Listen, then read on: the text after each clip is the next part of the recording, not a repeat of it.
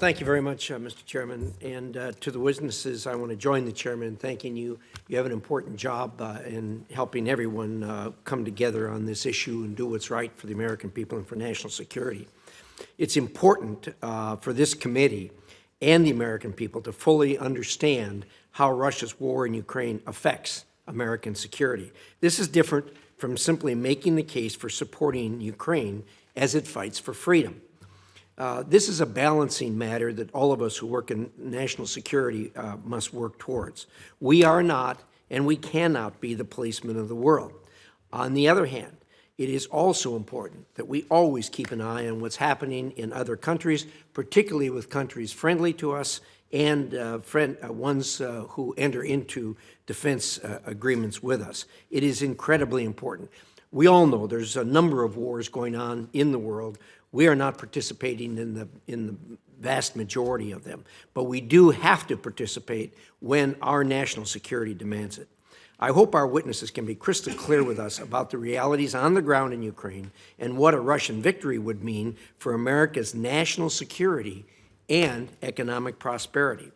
I hope you'll talk about our defense agreements and the importance of those defense agreements and the alliances that we make and how those alliances affect our national security and how our reputation affects how those defense agreements are carried out.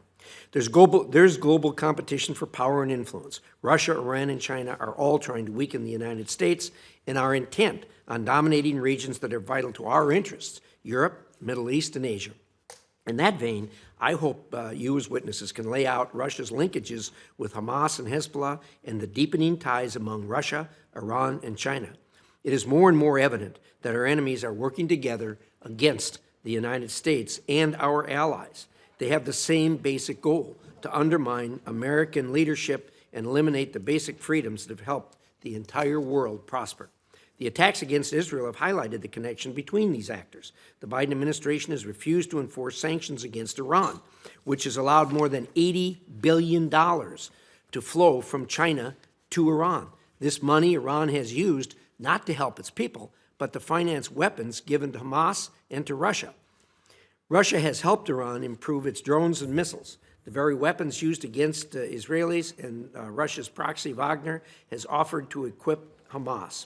We cannot help Israel without confronting these realities. Sadly, the administration thought it could embrace Iran, fail to enforce Iran oil sanctions, and unfreeze funds with no impacts on our efforts in Ukraine and in Russia. No wonder Iran felt free to send weapons to Russian warehouses. Chinese purchases of Iran oil and Russian gas help both countries to circumvent international sanctions. And increasingly, we are seeing growing alignment between these actors in multilateral meetings as they present themselves as a credible alternative to the West. The administration should connect these dots and synchronize strategies, but such connections have been really lacking in recent years. I've been asking the administration for some time now to clearly articulate, with details, its goals in supporting Ukraine. The American people deserve this clarity, and yet we haven't heard it. We need details and reasons, and I hope you'll provide that today. I hope to hear a frank assessment of success and failures on both the Russian and Ukrainian sides and a layout of the military capacities and the needs of both sides. You need to paint a clear picture of how and what Ukraine needs to win this war, and explain the President's requested supplemental package, how it's designed to address those needs and help them achieve their goal.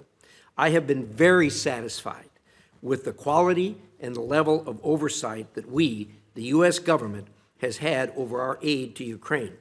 I am, however, very much unhappy with the way that has been not produced to the American people, and I would hope you'll talk a little bit about that.